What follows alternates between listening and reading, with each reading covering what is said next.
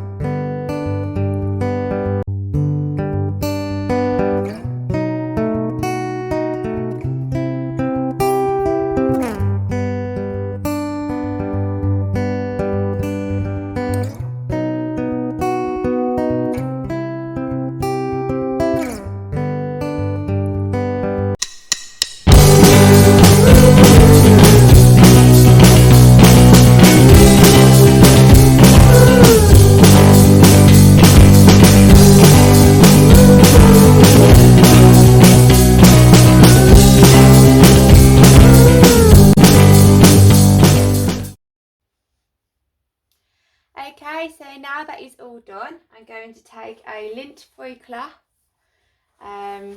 just tear off a sheet. This is so the bits won't stick to the wax, and I'm just going to take off any excess wax, and I will make sure I get into all the grooves as well.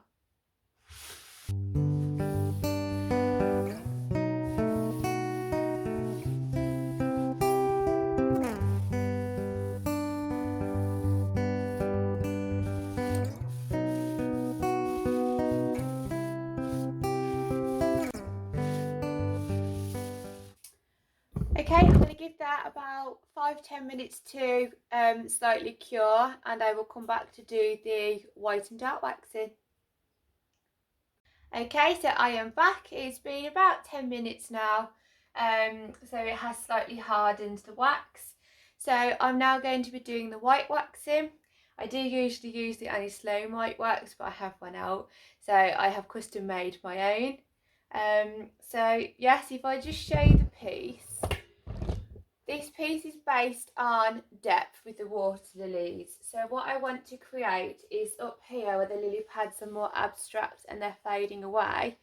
I want to slightly dim the colour up in this section here, and that will show kind of like a mist, like it's fading into the distance. So I will be grabbing the wax bit by bit, and then what I will do is just drag the wax just across the top,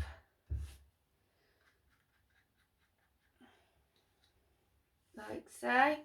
And as you can see, up here it is starting to kind of fade away. Get that bit out. So I'll have the intensity here where I have applied a lot of the metallic paints to create where the sun would hit onto the lake. And then up here it starts to fade away as that is the distance. So I'll do that to both sides, like so.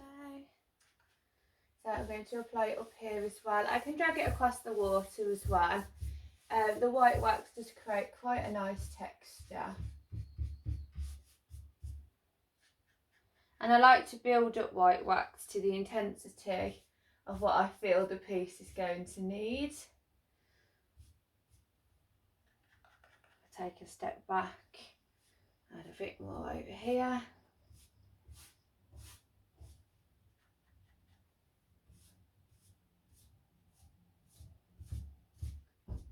And that is now starting to fade away.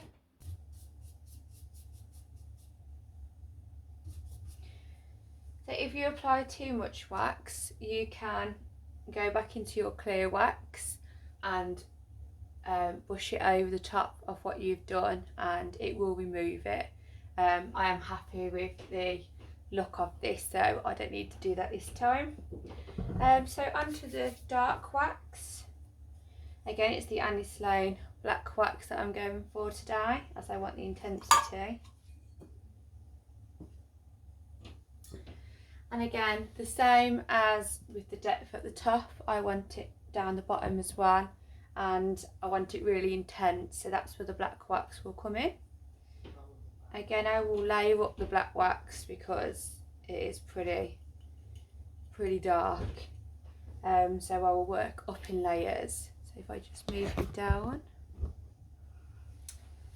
So this is predominantly where I want the viewer to be looking at first of all, as it's the most detailed place of the piece.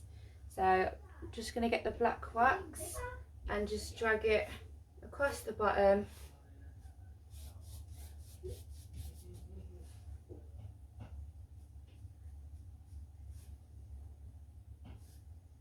Again, this will emphasise how deep the water is on this section here. It also creates a really nice, can you see that? Also creates a really nice texture.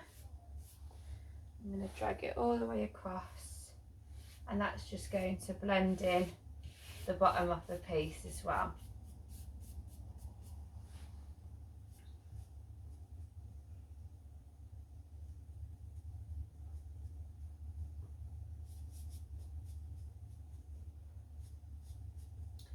It does also blend the lily pads together as well.